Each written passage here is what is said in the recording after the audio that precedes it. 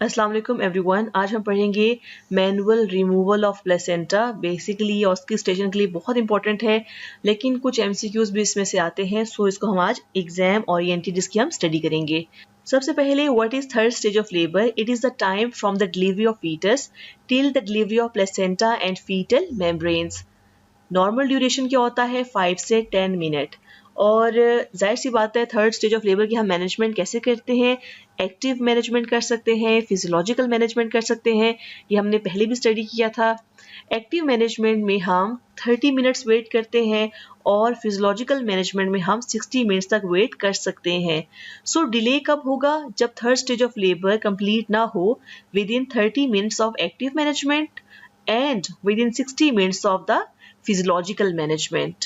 I hope आपने abnormal labour को study किया होगा, तो उसमें हमने तमाम चीज़ों को डिस्कस किया है। सो क्विक रिकैप कि अगर कोई भी सिनेरियो आ जाए कि third stage of labour is not completed with in 15 minutes of active management, what you will do next? तो जाहिर सी बात है, अब 30 मिनट्स तो नहीं हुए अभी, तो आप वेट करेंगे फॉर अनदर 15 मिनट्स। और जब 15 मिनट्स गुजर जाएं तो फिर हम नेक्स्ट इंटरवेंशन करते हैं। कैसे? अब नेक्स्ट सिनेरियो है कि third stage of labour is not completed within 30 minutes of active management, what you will do? आप क्या करेंगे? आप now it is the time to remove the placenta manually.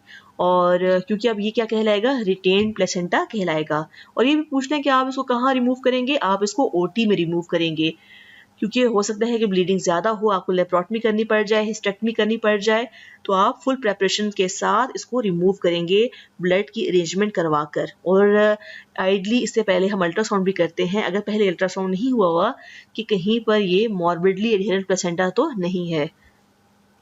इसके अलावा अगर third stage of labour is not completed within 30 minutes of physiological management, तो अभी 60 minutes तो पूरे नहीं हुए, तो व्हाट यू विल डू?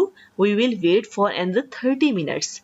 और अगर ये जो है 60 मिनट्स ऑफ फिजियोलॉजिकल मैनेजमेंट में कंप्लीट ना हो, तो हम क्या करते हैं? नाउ इट्स टाइम कि हम कह सकते हैं कि this is the delay in third stage of labor, this is the retained placenta, we will remove this placenta in OT. Now what is the incidence of retained placenta? It's 2%, and before 37 it's 3%, और अगर हम 27 weeks पहले gestation की बात करें तो it is 28%। सो जितनी gestation कम होगी उतनी रिटेन प्लेसेंटा के चांसेस क्या हो जाते हैं? ज़्यादा। Now the risk factors are important. If there is a history of preeclampsia, stillbirth, preterm labor, there's a higher chances of the retained placenta.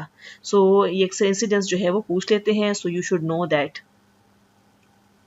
Now what is important thing कि हम ultrasound हमें करना ज़रूरी है कि ये retain placenta है, ये मॉर्बिडली एडहेरेंट प्लेसेंटा है, तो हम उसके मुताबिक ही इंटरवेंशन करें। और बार बार ऑक्सीटोसिन देना और अम्बिलिकल वेन में इसलिए इंजेक्शन लगाना कि हम इंजेक्शन लगाएंगे अम्बिलिकल वेन में और उसकी वजह से क्या होगा कि प्लेसेंटा आउट हो जाएगा, ये अब रिकमेंडेड नहीं है। अगर रिटेन प्लेसेंटा है और ब्लीडिंग नहीं हो रही, तो आप ऑक्सीटोसिन बार बार आईवी ना लगाएं और ना ही आप अम्बिलिकल वेन में लगाएं। So what are the complications? Of course, what we will do if there is a retained placenta, we will remove manually, and when we will remove manually तो क्या complications होंगी? Hemorrhage हो सकता है यानी PPH, इसके अलावा infection हो सकता है, 6.7% चांसेस होते हैं, इसके अलावा परफोरेशन के चांसेस हो सकते हैं। तो अक्सर ये पूछा जाता है कि सबसे ज़्यादा कॉम्प्लिकेशन कौन सी होती है अगर आप मैनुअली रिमूव करें प्लेसेंटा को? तो सबसे ज़्यादा चांसेस होते हैं हेमरेज के, तो ये आपको ने नहीं भूलना। So now this is important slide.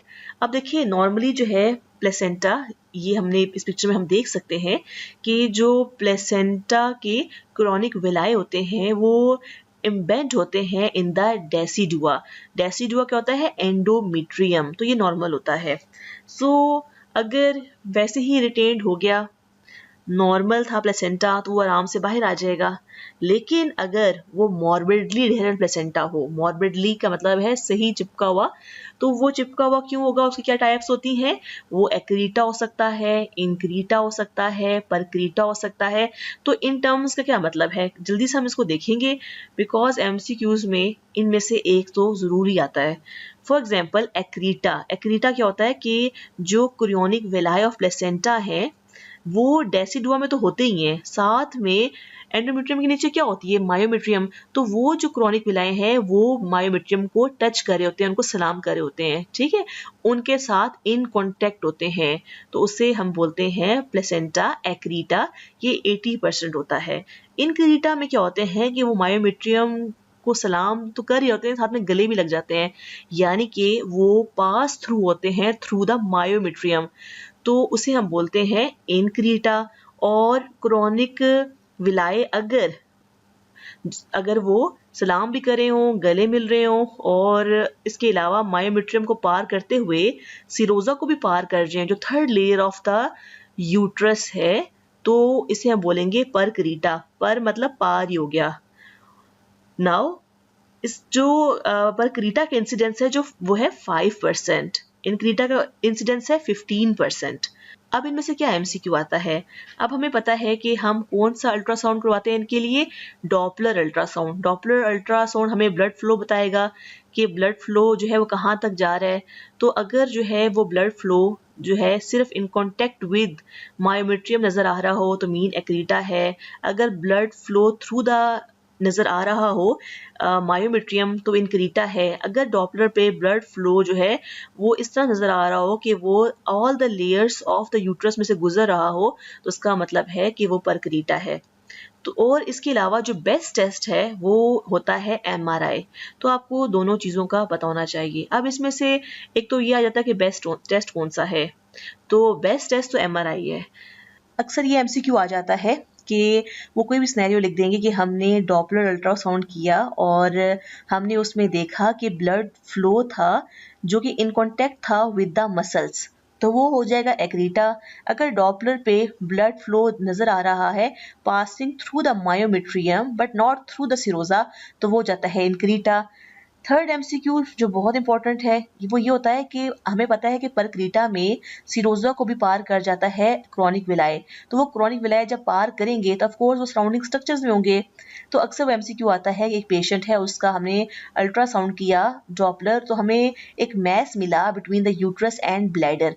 तो जाहिर सी बात है कौन सी टाइप ऑफ प्लेसेंटा जो है वो बाहर जा सकती है, परक्रीटा। तो इसीलिए उसका आंसर बनता है परक्रीटा। इनक्रीटा में वो सिरोजा को क्रॉस नहीं करता, हमें कोई मैस नहीं मिलेगा between the uterus and the bladder. So it is very easy concept, इसमें कोई भी मुश्किल चीज़ नहीं है।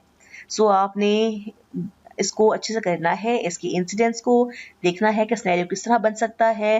पहले हम डॉपलर अल्ट्रासाउंड करवाते हैं, एमआरआई बेस्ट होता है इसके लिए। बेस्ट मैनेजमेंट क्या होगी अगर मॉर्बिडली एडहेरेंट प्लेसेंटा है। बेस्ट तो ये है कि हम इसकी टोटल हिस्टेक्टमी करें। अब ये भी एमसीक्यू आता है कि देखिए अगर पीपीएच की वजह से आप हिस्टेक्टमी करेंगे तो आप सब टोटल हिस्टेक्टमी करते हैं, लेकिन मॉर्बिडली एडहेरेंट प्लेसेंटा में आप क्या करते हैं, टोटल हिस्टेक्टमी करते हैं ताकि ब्लीडिंग के चांसेस दोबारा ना हों।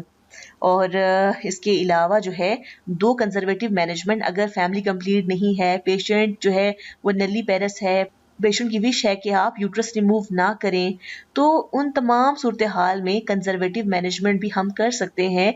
हमें पता होना चाहिए कि क्या मैनेजमेंट हम बाकी कर सकते हैं कि जिसमें हम यूट्रस को बचा सकें। एक तो तरीका ये होता है कि आप प्लेसेंटा लेफ्ट इनसाइड टू कर दें, मीन आप यूट्रस में प्लेसेंटा को रहने दें, वहाँ पर आप ब्लैकल कॉर्ड को काट दें, फीटल मेम्ब्रेन्स को आप काट दें और प्लेसेंटा वहाँ रुका रहे।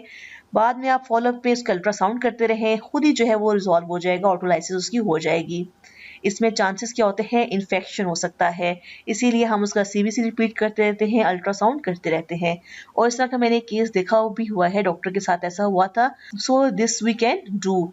और इसके अलावा क्या होता है, मैनुअल रिमूवल ऑफ प्लेसेंटा। आप हाथ से छोटे छोटे पीसेस में जो प्लेसेंटा है उसको निकाल लें, लेकिन इसमें हाई रिस्क होता है किसका, पीपीएच का। तो ये भी हमने एक केस देखा हुआ है कि जिसमें मैनुअल रिमूवल ऑफ प्लेसेंटा किया, फिर क्या हुआ कि प्लेसेंटा को रिमूव कर लिया तो जो छोटे छोटे पीसेस वॉल्स के अंदर रह गए थे तो उसको नहीं छेड़ा, because chronic विलाय were in touch with the myometrium. वो एक्रीटा का केस था, तो बाद में उसको मिथोट्रेक्सेट के इंजेक्शंस दिए गए जिससे वो छोटे छोटे जो पीसेस थे वो श्रिंक कर गए।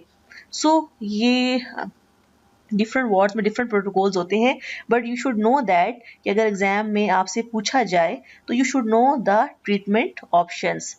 एमसीक्यू में तो आपसे बस यही पूछेंगे कि total hysterectomy is the best management. और अगर आपसे वाइवा में पूछें कि चलें टोटल हिस्टेक्टमी आपने कर ली, ये बेस्ट थी, लेकिन और कौन सी मैनेजमेंट आप कर सकते हैं जिसमें हम यूट्रस को बचा सकते हैं, तो that is placenta left inside to and the manual removal of the placenta. इस टॉपिक में से इतना ही काफ़ी है, बाकी जो ड्रिल है वो हम ऑस्की की तैयारी में करेंगे। कोई भी आपको क्वेश्चन पूछना हो तो आप ग्रुप में पूछ सकते हैं। थैंक्स।